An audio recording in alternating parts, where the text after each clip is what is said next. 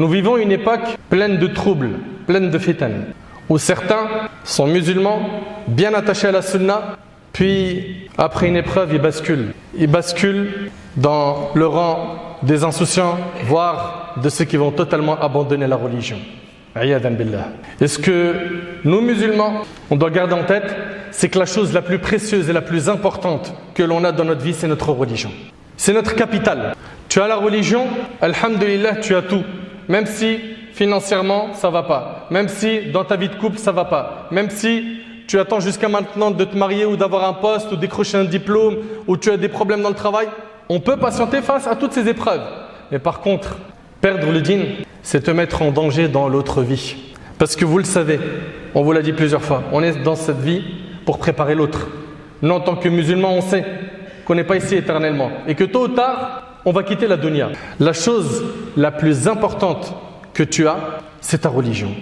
Et Allah tabarak wa ta'ala, il dit Balillahu yamunnu alaykum an hadakum lil iman in kuntum sadiqin. C'est tout au contraire une faveur dont Allah vous a comblé en vous dirigeant vers la foi. C'est un cadeau d'Allah d'avoir la foi, si toutefois vous êtes véridique.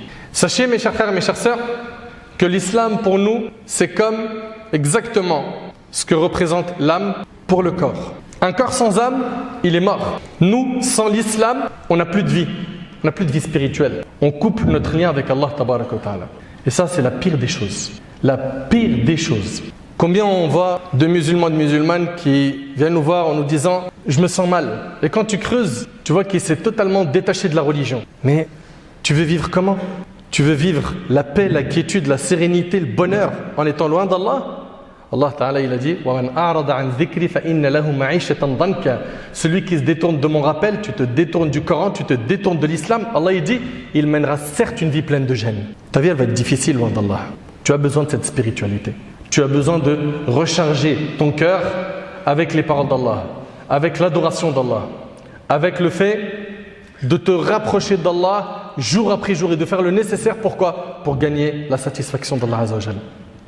Mes chers frères et sœurs, retenez une chose, c'est que l'islam, c'est notre capital. Et Allah tabaraka wa ta'ala, il dit Inna ad-din 'inda Allah al-islam. Certes, la religion acceptée d'Allah, c'est l'islam.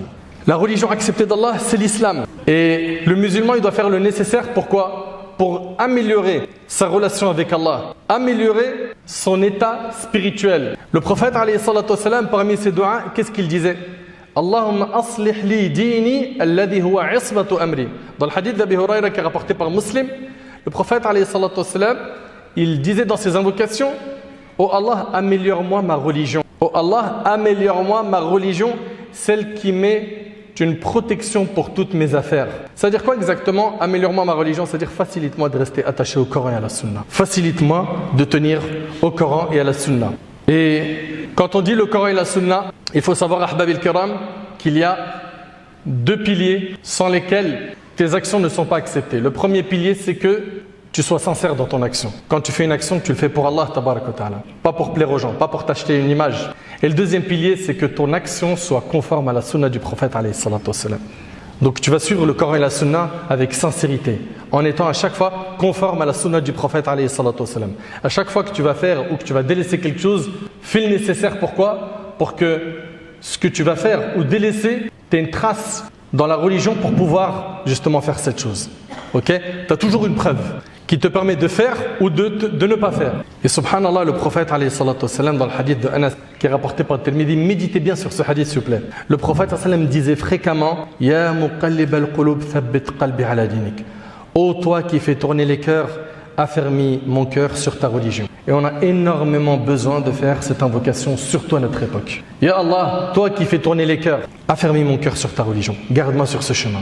Pense pas que parce qu'aujourd'hui tu es sur le din, ça y est, c'est garanti que tu le seras toute ta vie.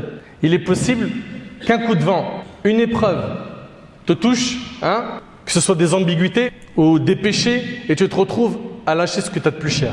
Et malheureusement, on en a vu, alhamdoulilah, ils sont minoritaires, mais on a vu des gens, peut-être certains parmi nous ont même connu des gens qui étaient bien dans la religion, ils étaient attachés à la sunna, puis ils ont renié l'islam.